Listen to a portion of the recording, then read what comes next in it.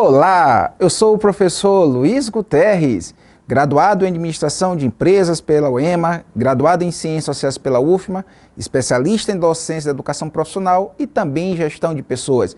E hoje nós vamos falar da disciplina Cálculos Técnicos, a boa e famosa matemática. Antes da gente começar a parte introdutória, eu vou escolher alguns conteúdos para a gente entender um pouco da teoria e depois exercitar alguns cálculos. É importante que a gente entenda que a matemática ela está presente em tudo em nossas vidas. A matemática ela é uma ciência exata. O que é uma ciência exata? A gente tem que ter o máximo de perfeição possível. Um exemplo bem básico, bem simples. 2 mais 2 igual a 4. Por mais que alguns filósofos, alguns outros cientistas possam questionar que não dá 4, mas a gente vai partir da premissa da exatidão, da questão precisa. Então a matemática está presente na nossa vida em tudo. Se eu for atravessar uma avenida e ver um carro, eu preciso ter a noção matemática do espaço, do tempo, da velocidade, senão eu vou ser atropelado. Se eu for cozinhar, eu preciso saber 1 quilo de arroz, para quantos litros de água eu preciso para fazer não sei quantos de arroz.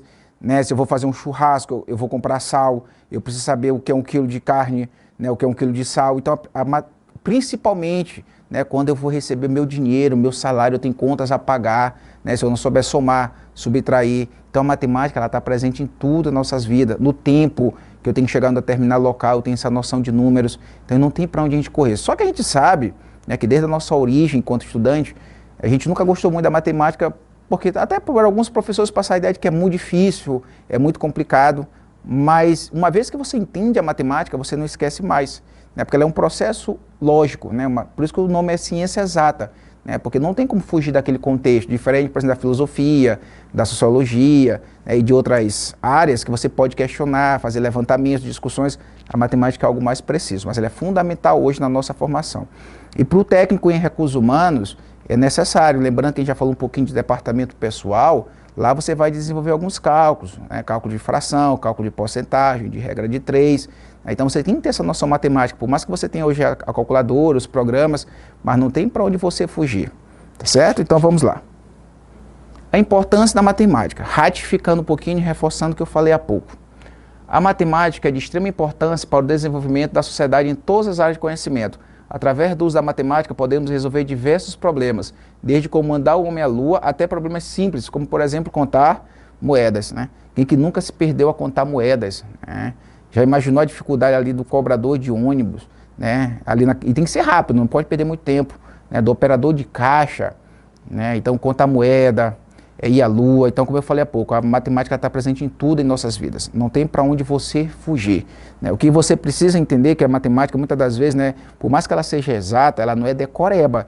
Você precisa entender o raciocínio. Por exemplo, você vai fazer uma questão, ele respondeu lá, letra A, beleza, professor, acertei lá a questão letra A, letra B, é na mesma formato? Não, tem que entender, tem que saber interpretar a questão da matemática. Não é simplesmente decoreba, por mais que eu diga que é uma ciência exata, mas eu não posso chamá-la de decoreba. Por isso que muitos alunos, muitos estudantes se perdem na matemática por isso, por achar que é simplesmente também por ser uma ciência exata que é decoreba, é diferente. Você tem que saber interpretar as questões. Então a matemática está presente em tudo em nossas vidas, como eu falei há pouco. O primeiro conteúdo que eu quero trazer para vocês é um conteúdo ali que a gente estuda 5º ano, 6º ano, na minha época era série, que são as medidas. Como o próprio nome diz, medidas, ideia de medir.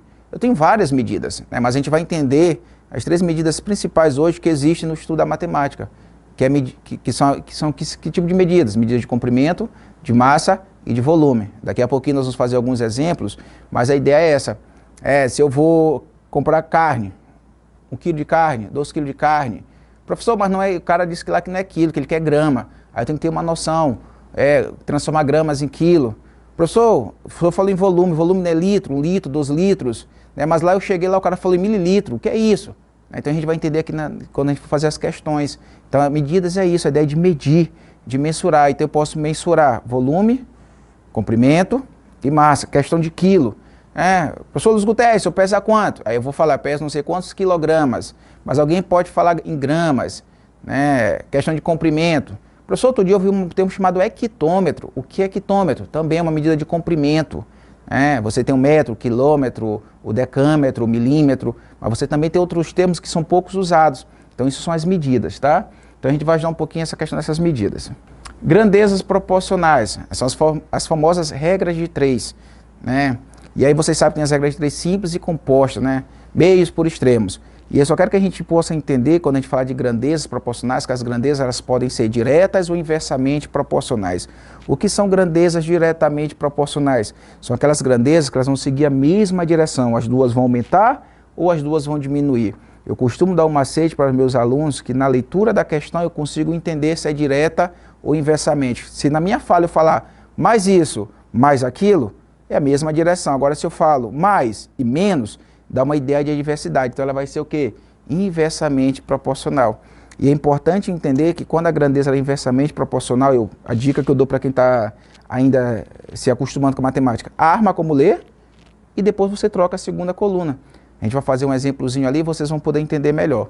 Então as grandezas são isso, são as famosas regras de 3, né? São comparativos, né? Se aumenta, aumenta, se aumenta e diminui. É muito importante, ratifico, reforço, entender se essas grandezas elas são diretas ou inversamente proporcionais. Juros simples. Né? Que é, Luiz Guterres, juros? O que é juros? Simples. Vou dar uma ilustração muito básica. Você vai a um banco, pede emprestado R$1.000. O banco chega e diz, Luiz Guterres, você vai ter que me pagar 1.200. O que eu vou pagar mais? R$200. Então, juros é tudo aquilo que eu vou pagar mais em relação ao capital inicial. E aí existe uma formulazinha para a gente poder estudar juros. J de juros é igual a C de capital inicial, vezes I de taxa, vezes T de tempo, dividido por 100. Vou ilustrar essa fórmula lá para vocês daqui a pouco. Então, juros é tudo aquilo que vai ser acrescido de um capital inicial. Você vai comprar um carro à vista de um valor. Normalmente você não tem condições de comprar um carro à vista. Aí você dá uma entrada e parcela em não sei quantos meses. E aí quando você vai somar, você vai pagar um valor muito mais alto que o valor à vista. Esse valor total que eu pago, eu vou chamar de montante. Então o que seria o montante? Seria o capital inicial, que é o valor sem juros, mais os juros. Então os juros é tudo isso que paga a mais. Hoje, qual é o grande desafio das pessoas? Não atrasarem suas contas. Hoje, com o advento do cartão de crédito, existe a possibilidade muito grande de você parcelar sem juros. Então, se eu tenho um produto de R$1.000 e parcelo em 10 vezes sem juros, é 10 de 100. Mas antes era mais complicado. Quando você parcelava, tinha sempre taxa de juros. E mesmo com o advento do cartão de crédito, hoje as empresas ainda parcelam algumas situações com juros. E é muito importante, saindo um pouquinho até da matemática, entrando no Código do Consumidor, que você tenha o conhecimento de não ser lesado. Existem valores máximos a ser cobrados de juros. Na questão por mês, hoje o valor máximo que uma empresa pode cobrar de juros é 9,99. Mas imagine você parcelar algo em 4 anos, pagando por mês 9,99 de juros. Olha quanto é que vai dar no final do processo. Vai ser um juros altíssimo. Então a questão de juros é exatamente isso. É o que você vai pagar mais em relação ao capital inicial. Normalmente as pessoas utilizam em financiamentos. Porcentagem. Isso aqui é bem simples, gente. O que é porcentagem? Algo dividido por 100. Quero dar uma dica fundamental. Só tenho porcentagem se o meu denominador for 100. O que é denominador? É a parte de baixo de uma fração. Lembrando que numa fração eu tenho o numerador, que é a parte de cima, e o denominador, que é a parte de baixo. Professor, mas eu tenho lá uma fração com o número 10 embaixo, o denominador 10. Eu posso dizer que já é transformar em porcentagem? Não. Eu tenho que transformar o 10 em 100. Eu só vou ter porcentagem se o meu denominador for 100. Enquanto o meu denominador não for 100, eu não tenho porcentagem. Então eu trago aqui até uma ideia para vocês poderem compreender. Para calcular a porcentagem de um valor, multiplique a porcentagem que você está procurando pelo próprio valor. Por exemplo, se você quer calcular 35% de 500, multiplique 35 por 500, fazendo isso você obtém um valor de 35 vezes 500, 17.500. E no final divide por 100. Professor, eu já ouvi isso lá atrás. 35% de alguma coisa. O de, na matemática, significa multiplicação. Perfeito. Então, se eu tenho 35% de 500, é 35 vezes 500 dividido por 100. Eu vou sempre dividir por 100. Se eu não dividir por 100, eu não tenho porcentagem.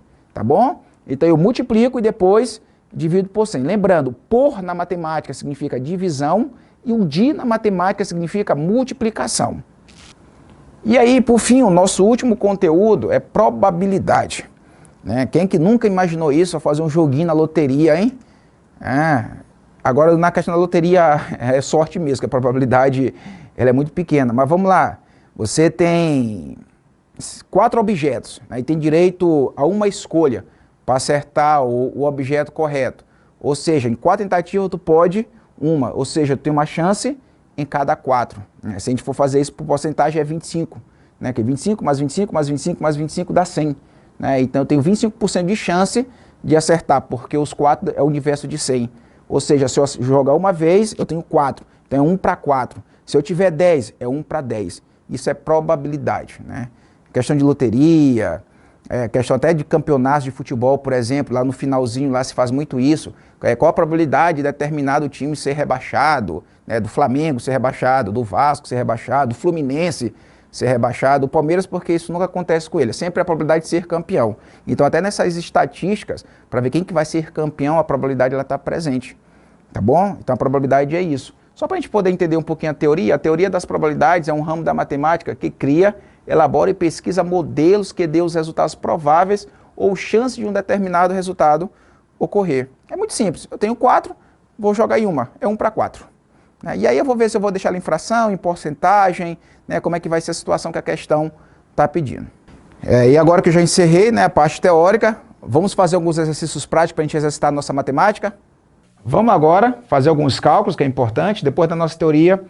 Eu trouxe algumas questões de medidas, de porcentagem, de grandezas e uma de juros. Vamos começar lá pela transformação de medidas. Lembrando, na nossa aula teórica, que quando eu falo em medidas, eu tenho medidas de comprimento, de massa e volume. Eu optei pelas medidas de comprimento, mas a lógica, quando eu for falar das grandezas de volume ou massa, a lógica é a mesma. Mas a grandeza que eu escolhi aqui são as medidas dentro da grandeza chamada grandezas de comprimento. Luiz Guterres, quais são as unidades que compõem a grandeza de comprimento? Vamos lá. Vamos falar da maior para a menor. A maior de todas é o quilômetro. Quilômetro equivale a 1000 metros. Depois do quilômetro tem o hectômetro, que é HM. O hectômetro equivale a 100 metros. Eu tenho o decâmetro depois. O decâmetro ele é 10 vezes maior do que o metro. E eu tenho o metro, que é a unidade de referência. O que vem depois do metro vai ser menor do que ele. Depois do metro eu tenho o decímetro. O decímetro é 10 vezes menor do que o metro. Eu tenho o centímetro, 100 vezes menor do que o metro, e tenho o milímetro, 1000 vezes menor do que o metro. Professor, se fosse de volume, simples, onde tem M eu ia botar L de litro. Ia ser quilolitro, hectolitro, decalitro. E se fosse de massa, onde tinha M ou L, eu ia colocar G de grama. Quilograma, hectograma, decagrama, grama. Então eu tenho as unidades referências de comprimento, o metro, de volume, o litro, e de massa, grama, correto? E a ordem é essa, do maior para o menor. 1000 vezes maior que o metro, até 1000 vezes menor do que o metro. Legal. E aí eu vou, de uma forma bem simples, né? Acho que muitos de vocês já ajudaram isso antes, ou multiplica ou divide por 10, por 100, por 1000, dependendo de onde você está, para onde vai. Mas muitas pessoas têm dificuldade dessa multiplicação ou divisão por 10, por 100, por 1000. Lembrando que sempre quando eu vou para cá, o meu número aumenta para a minha direita. Quando eu vou para a minha esquerda, o número diminui. Aí eu trouxe duas questões bem aqui, ó. Olhem aqui, ó. Primeira, letra A. Eu quero transformar 25 quilômetros em decâmetro. Professor, como é que eu faço? Eu coloquei aqui a tabelinha, ó. Quilômetro, hectômetro, decâmetro, média, decímetro, centímetro, milímetro. E vou lá. Ali eu tenho o número 25, macete importante. Quando a vírgula não aparece, está subentendida que ela está atrás do último número. O que eu vou fazer? Eu vou alocar a vírgula com o número na minha casa de partida, que é o quilômetro, ó. 5 e a vírgula aqui. E o 2 eu coloco fora daqui da tabela. Qual é o meu destino? Eu quero chegar aonde? Eu quero chegar no decâmetro. Não tem erro, turma. Não preciso fazer cálculo nenhum. Eu só vou acrescentar zeros. A vírgula, automaticamente, ela vai parar atrás do zero. Qual é a resposta que eu tenho?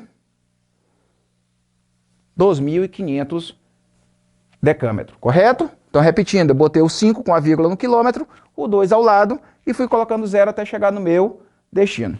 Na letra B, eu tenho 10,6 metros para transformar em milímetro. Olha bem aqui, ó, a vírgula onde está, ó, no metro, que é a minha casa de partida. 1 eu coloquei na casa do lado, que é o decâmetro, e o 6 eu coloquei na casa para cá, que é o decímetro. O que eu tenho que começar sempre alocando a minha vírgula? Qual é o meu destino? Milímetro. O que eu vou fazer? 0 na casa do centímetro e 0 na casa do milímetro. Isso aqui é o melhor de tudo. Não tem o cálculo. A vírgula que está aqui, ó, ela vai para cá. Está aqui a minha resposta. 10.600 milímetros. Vocês entenderam? Professor, mas se na casa já tiver número, obviamente você não vai colocar zero, só vai fazer a transposição da vírgula, correto? Então não tem erro, é um macete muito importante. Segunda questão, falando de porcentagem, eu já deixei aqui uma armadinha. Eu quero calcular 18% de 400, como eu falei agora na aula teórica. Porcentagem, dividido por 100. Na matemática, multiplicação. Então 18% de 400 é 18 vezes 400 dividido por 100. Já está armado. E aí vocês estudaram desde criança, 2 zeros em cima com 2 embaixo, eu corto. 18 vezes 4, 72. Então quanto é 18% de 400? 72. Dica importante, eu quero transformar essas frações em porcentagem. Eu tenho 7 centésimos. 7 centésimos equivale a quantos por cento? A 7%. Por que eu posso falar que 7 centésimos equivale a 7%? Porque eu tenho o número 100 como denominador. Só que bem aqui eu tenho um detalhe. Só que muita gente se atrapalha. Eu trouxe uma outra fração, 6 sobre 10, 6 décimos. Eu posso falar que 6 décimos é 6 sobre 100? Não, porque eu não tenho denominador igual a 100. Eu tenho que transformar esse 10 em 100. O que eu faço? Eu multiplico por 10, porque 10 vezes 10 é 100. Mas quando eu multiplico embaixo, eu tenho que multiplicar em cima. Então eu vou ter o quê? 60 sobre 100. Então eu transformei o denominador 10 em 100. Mas quando eu multiplico embaixo, eu multiplico em cima. Agora sim, eu tenho 60 sobre 100, que equivale ao quê? A 60%. Ficou claro? Sempre eu tenho que transformar o meu denominador em 100. Se não for 100, eu não tenho porcentagem. Legal. Aqui eu tenho uma regrinha de 3 grandezas. Lembrando que as grandezas elas podem ser direta ou inversamente proporcional. Aqui eu trago uma relação entre litros de gasolina e quilômetros rodados. A situação é a seguinte. Em 10 litros, o meu carro percorre 70 quilômetros. 10 litros ele percorre 70 quilômetros. Eu quero saber, para ele percorrer 90 quilômetros, quantos litros ele vai precisar. Como eu falei há pouco na aula teórica. Mais litros, mais quilômetros rodados. Então isso é uma grandeza o quê? Diretamente proporcional, porque mais litros, mais quilômetros. Uma outra situação para a gente ter uma ideia do que é inversamente. Em uma determinada obra, se eu tenho mais homens, eu levo mais ou menos tempo? Menos tempo. Então mais homens, menos tempo. Essa relação seria o quê? Inversamente proporcional. Como essa aqui é diretamente proporcional, 10 litros eu faço 70 quilômetros. 90 quilômetros, X. Eu não vou inverter a segunda coluna, eu vou deixar desse jeito que eu li. Se fosse inversamente proporcional, o que eu faria? Eu ia inverter, o que estava em cima vinha para baixo, o que estava embaixo vai para cima. Aí moleza. 10 vezes 90, 70 vezes x. 70 vezes x, 70x, que é igual a 10 vezes 90, que é 900. Eu gero uma equação do primeiro grau. Isolo x e o que está multiplicando passa dividindo. X é igual a 900 dividido por 70. X é igual a quanto? A 12,85. Então, foi claro? 10 litros, 70 quilômetros. 90 quilômetros, x. Como é uma grandeza diretamente proporcional, eu não inverto. Eu já vou logo direto. 70 vezes x, 70x igual a 900. Isolo x, 900 dividido por 70. Final, 12,85. E por fim, eu trago uma questãozinha básica de juros para vocês. Lembrando que juros é tudo aquilo que vai ser acrescido de um capital inicial. E a formulazinha do juros simples, vocês não podem esquecer. J é igual a C vezes I vezes T dividido por 100. Professor, o que é J? Juros. O que é C? Capital inicial. O que é o I? É a taxa. O que é a taxa? 2%, 3%, 4%, 5%. E o T é o tempo. Lembrando que a maioria dessas questões, quando a gente vai calcular juros, é sempre por mês. O juros é cobrado por mês. A professora, mas falou que é um ano. Simples, um ano não tem 12 meses. Você divide por 12 para saber quanto é os juros por cada mês. Então essa aqui é a formulazinha. J é igual a C vezes I vezes T dividido por 100. Aí eu já trouxe um exemplozinho já simples, montado, só para a gente poder compreender. Vamos supor que alguém pediu emprestado R$1.000. E lá o banco cobrava 2% de juros ao mês. E o banco disse para ele, você tem 6 meses para poder me pagar esse empréstimo. Então ele pegou R$1.000 com 2% de juros ao mês para pagar em 6 meses. E aí eu já armei. J, que é o que eu quero saber os juros, é igual a 1.000, que é o capital inicial, é o valor sem juros, vezes 2, que é a taxa de juros, que é 12% ao mês, vezes 6, que é o tempo. que ele tem para pagar o empréstimo. Lembrando, quanto mais tempo você passa pagando algo com juros, maior o valor final. E aí eu já armei aqui, 1.000 vezes 2 vezes 6. Cortei os dois zeros de cima com os dois de baixo, ficou esse valor bem aqui, 120. Né? Então, 10 vezes 2 vezes 6, 120. Juros, o que ele vai pagar mais é R$120. Então ele pegou 1.000 e vai pagar mais 120. Como é que eu chamo isso? Montante. Na matemática eu chamo de montante. O que é o montante na matemática? É o capital inicial mais os juros. Ou seja, eu paguei os R$1.000 que me emprestaram, mais R$120. No final eu paguei quanto? 1.120. Né? Então a matemática é isso aqui, ó. Né? Peguem outros exercícios, pratiquem, pesquisem na internet. A matemática em si ela não é tão complicada. Se você entender a lógica dos cálculos, você consegue acertar a maioria das questões. Agora, por favor, lembrando, não é decoreba. Né? Por isso que eu trouxe essa questão bem aqui, ó. Eu já coloquei isso em várias salas de aula. Eu coloco sempre o denominador 100. Aí todo mundo, por cento automaticamente. Mas quando eu coloco 6 sobre 10, eu não posso falar que é 6%. Porque o meu denominador não é 100, meu denominador é 10. A mesma coisa aqui na inversamente proporcional. Eu preciso entender mais, menos. Se for inversamente, eu já vou ter que inverter a segunda coluna. Então pratique. É que a matemática ela vai estar presente em todos os estudos de vocês. Meu muito obrigado.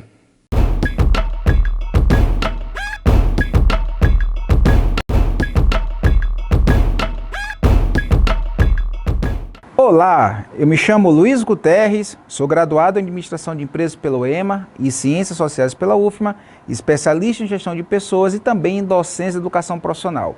E agora daremos continuidade aos nossos cálculos relacionados à nossa velha e boa matemática. Lembrando que nós já falamos um pouquinho sobre medidas, grandezas, proporção, juros e vamos reforçar um pouquinho através de alguns exercícios. O nosso primeiro cálculo vai ser voltado a medidas. Lembrando que quando eu falo em medidas, eu estou falando de grandezas. Né? E nós estamos 3 grandezas que elas são fundamentais na matemática. Comprimento, massa e volume. Repetindo, a lógica do cálculo de uma é igual ao das outras. Aqui eu trago para vocês as unidades da grandeza de massa.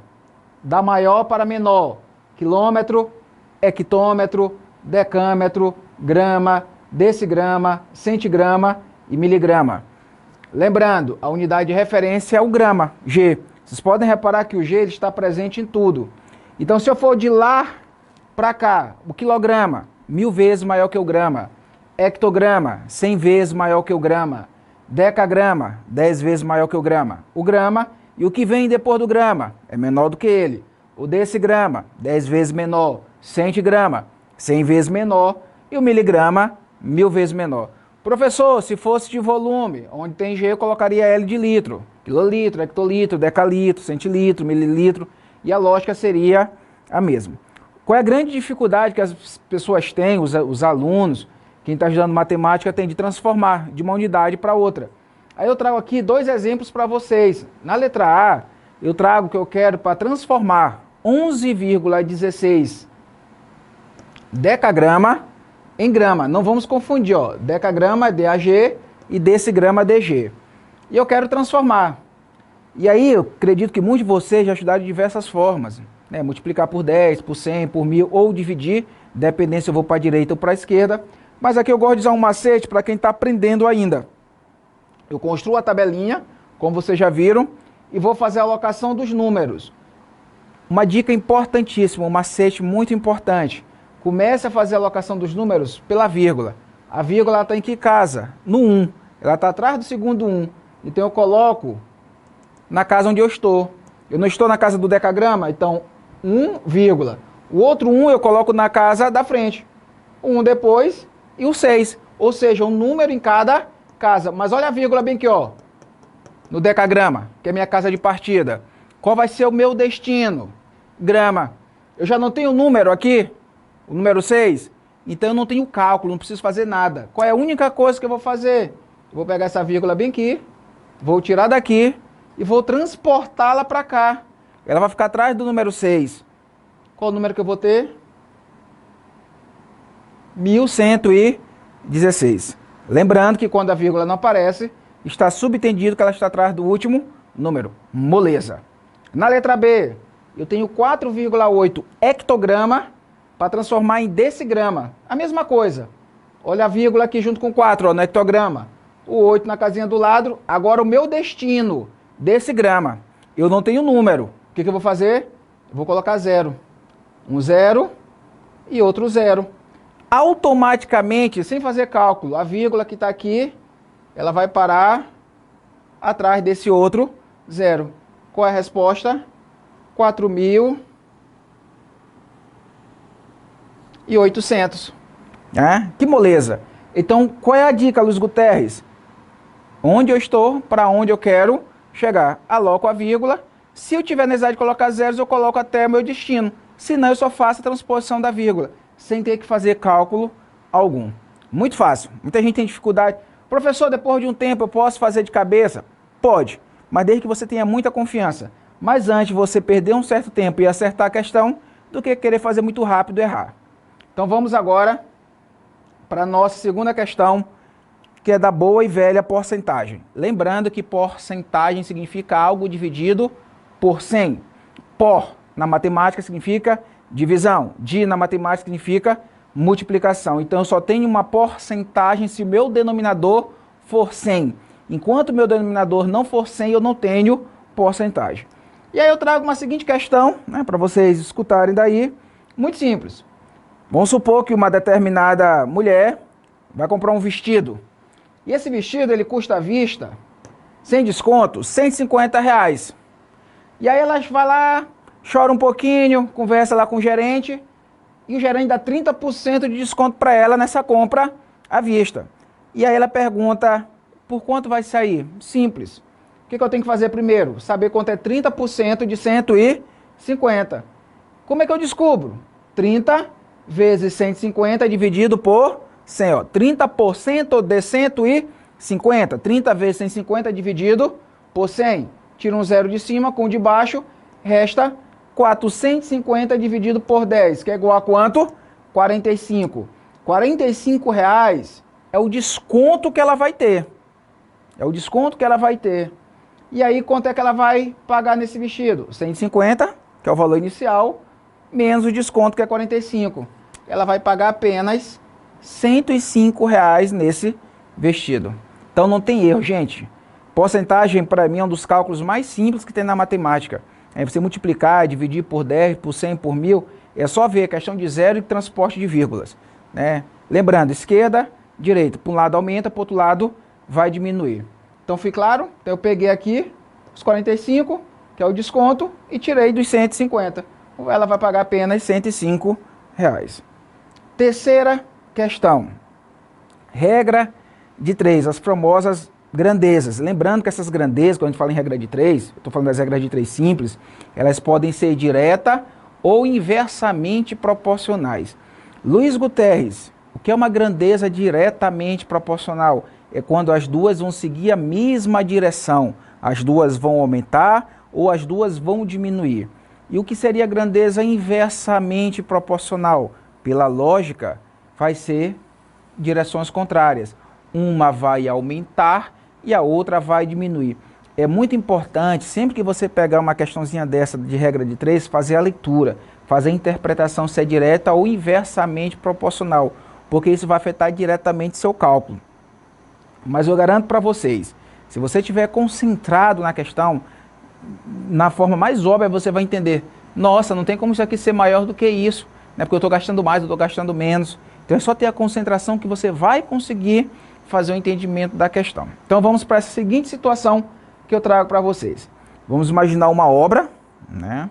E aí nessa obra, inicialmente, tinham 16 homens trabalhando. E aí se estimava que em 10 dias, esses 16 homens iriam terminar essa obra.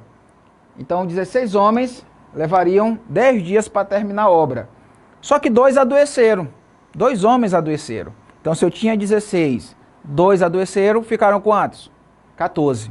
E aí a minha pergunta é, agora com 14 homens, quantos dias eu vou levar para terminar essa obra? E aí vem a análise que eu falei há pouco para vocês. Quanto mais homens, mais ou menos dias eu vou levar? mais homens, menos dias. Se eu tenho uma pessoa só trabalhando, é um tempo. Agora eu tenho uma equipe com 5, o tempo diminui. Então, mais homens, menos dias. Então, essa fala minha bem aqui, ó, mais, menos, dá uma ideia aqui de inversão, né? Então, é inversamente proporcional. E aí, o que eu fiz aqui para vocês? Primeiro eu armei logo como eu estou falando. 16 homens, 10 dias. 14 homens, X dias. Só que por ser inversamente proporcional, essa segunda coluna aqui, eu vou ter que inverter. O que está embaixo vai para cima, o que está em cima vai para baixo. Somente a segunda coluna. Então, 16 fica para X, 14 fica para 10. E aí eu vou fazer o famoso meios por extremos. 16 vezes 10, 14 vezes X. E vou gerar uma equação do primeiro grau. 14 vezes X, 14x, que é igual 16 vezes 10, 160. Então eu tenho 14x igual a 160. Vou isolar a incógnita x e vai me gerar uma equação do primeiro grau. O 14 que está multiplicando com x vai passar dividindo. Então x vai ser igual a 160 dividido por 14. Que aí vocês podem olhar que vai dar um valor de 11,42. Não existe 11 homens e 42. Então, aproximadamente 12 homens. Então, repetindo, 16 homens levariam 10 dias para acabar essa obra. 2 adoeceram, ficaram quantos? 14. Quanto mais homens, menos dia, inversamente. Então, eu armei, como eu estou lendo, só que aí eu tive que inverter. Por que eu tive que inverter? Porque é inversamente proporcional. Então, ficou 16 para x, 14 por 10. Meios por extremo, gerou uma equaçãozinha do primeiro grau, 14x igual a 160, isolei o x, depois fiz a divisão. Deu 11,42, não há, né, homens com essa numeração, aproximadamente 12 homens. Ficou claro essa questão? É muito simples. Você precisa sempre que fazer um cálculozinho de regra de 3, fazer esse entendimento.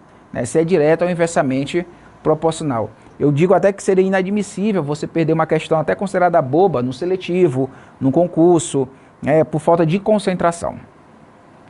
Então vamos agora para nossa questão de juros. Voltando ao conceito de juros. É muito importante, a gente sabe que a matemática ela é recheada de cálculos, de exercícios práticos. Mas se eu não entender a teoria, eu vou ter complicações lá no cálculo. O que é juros? O que significa juros? Juros é tudo aquilo que eu vou pagar a mais em cima de um capital inicial. Então, se eu vou pedir um dinheiro emprestado, R$500 emprestado, e aí alguém que vai me emprestar diz, olha, Luiz Guterres, eu vou te emprestar 500, mas você vai ter que me pagar 600. Os juros não é de 600, os juros é de R$100. A pessoa me deu 500, eu vou ter que pagar 600, ou seja, eu vou pagar R$100 a mais. Isso é juros. Você vai financiar um carro, vai financiar uma moto, o valor à vista é 1. E aí eu acredito que muitos de vocês que já fizeram alguns tipos de financiamento, já repararam que quanto maior o prazo você passa pagando determinado produto, um carro, uma moto, o valor final, o montante final, ele vai crescer. Então se você pega algo e faz em 11 meses, o valor final é 1. Se de repente você faz em 36 meses, esse valor é muito maior. E aí eu quero dar uma dica, saindo até um pouco da matemática, não confundir financiamento com parcelamento de crediário. Eu vou comprar uma geladeira e vai ser parcelado 10 vezes. Aí é 10 vezes sem juros, normalmente, no cartão de crédito. Quando a gente fala em financiamento, é algo que tu vai financiar, um carro, uma moto, uma casa, mas se você não pagar, você não arcar, você perde esse bem. Tanto é que na contabilidade é uma diferença muito grande entre ter propriedade e ter posse. Enquanto eu não acabar de pagar aquele bem financiado, eu tenho a posse dele, mas não tenho a propriedade. E aí, normalmente, você, como a maioria das pessoas não tem condições de comprar um carro à vista, compra financiado, aí você vê a questão dos juros. Então é muito importante, quando você for financiar algo, dar um valor de entrada, não financiar um valor tão grande, encurtar esse prazo. A gente vai dar um exemplo agora, vocês vão ver que quando o prazo é muito longo, o montante final ele é maior. Mas querendo ou não, os juros ele vai estar presente nas nossas vidas. E aí tem uma formulazinha para calcular juros, que é J é igual a C vezes I vezes T. O que é o J? Relembrando, J é o próprio juros. O C é o capital inicial, é o valor sem os juros. O I é a taxa, 12% ao mês, 3% ao mês, 4% ao mês, 5% ao mês. E o T é o tempo. Normalmente esses cálculos, o tempo, ele é em meses.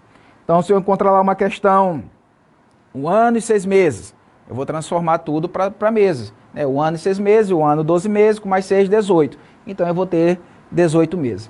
Tudo isso dividido por 100. É só você entender na questão o que é cada um. Professor, eu vou ter que sempre descobrir J? Não. Às vezes a questão pede para você descobrir C, ou I, ou T. E aí lembrando que eu também tenho, que a gente vai falar daqui a pouco, o montante. O que é o montante? É o capital inicial mais os juros. Então vamos à questão. Na seguinte situação eu trago para vocês alguém, né, que foi pedir emprestado, financiar um bem, que no valor inicial, o valor do capital inicial custava 10 mil. Aí ele pegou 10 mil sem juros. E aí a pessoa deu um prazo para ele para pagar em 10 meses, onde a taxa de juros era de 5%. Então vamos lá, 10 mil, 5% de juros ao mês, para se pagar em 10 meses. Aí eu vou fazer a substituição. O C, 10 mil, a taxa de juros 5, e o tempo é pagar 10. Tudo isso dividido por 100. E aí, sempre é bom ter umas questões dessas, né, onde já posso eliminar os zeros. Vou cortar 2 zeros de cima com 2 de baixo. Vai sobrar 100 vezes 5 vezes 10, que vai dar 5 mil. 5 mil é o valor de J, é os juros. É o que ele vai pagar a mais. Professor, se ele vai pagar mais 5 mil, ele vai pagar o quê? 10 mil mais 5 mil. Ele não vai pagar o todo 5 mil. Então, 10 mil é o capital inicial, mais 5 mil, que é os juros. Quanto é o montante dele? 15 mil. Então, ele vai pagar 15 mil de juros. 15 mil ao todo, perdão. 15 mil ao todo, somente 5 mil de juros. Essa parte da matemática, que nós chamamos aqui de cálculos técnicos, é a famosa matemática comercial, que ela é importante para o desenvolvimento desses cursos técnicos, técnico em RH, técnico em logística, técnico em marketing, né, para quem realmente quer de fato trabalhar. E garanto para vocês, não desmerecendo o resto da matemática, a matemática em si ela tem uma amplitude muito grande, mas é fundamental hoje para você trabalhar nessas áreas. Como eu falei em aulas anteriores, a matemática está presente em tudo. Eu vou receber o meu salário, se eu não tiver noção matemática, eu vou pagar algo errado, não vou calcular o meu orçamento de forma correta. Se eu for atravessar uma avenida via um carro, se eu não tiver uma noção matemática, eu vou ser atropelado. Se eu for fazer um churrasco, eu não tiver noção do que é 1 quilo, 2 quilos, 3 quilos, quantas pessoas vão vir se eu não souber fazer esse rateio, ou vai faltar comida, ou vai sobrar comida. Então a matemática está presente em tudo em nossas vidas. Então a matemática ela é extremamente importante. Não somente o que nós estudamos nessas aulas, mas no geral é importante. Mas basicamente o que nós chamamos de matemática comercial ou matemática financeira, ela vai estar muito presente nesse teu dia a dia de trabalho. Então tem que ter essa noção de medidas, de porcentagem, de regra de 3, de grandezas, de probabilidade, do que nós já estudamos um pouquinho. Então eu quero deixar esse meu recado para vocês em relação à parte da matemática. E outra coisa, se você exercitar, se você praticar, você vai ver que com o tempo ela não é tão complexa como se pensa. Agora a matemática ela não é só fazer cálculo, como eu já venho falando para vocês, tem que saber ler a questão, interpretar, entender o que se pede na questão. E assim, naturalmente, se você começar a gostar, ninguém te segura mais. Então eu termino aqui a minha parte dos cálculos técnicos, acompanhar nossas aulas e estudar, que o conhecimento faz toda a diferença. Meu muito obrigado.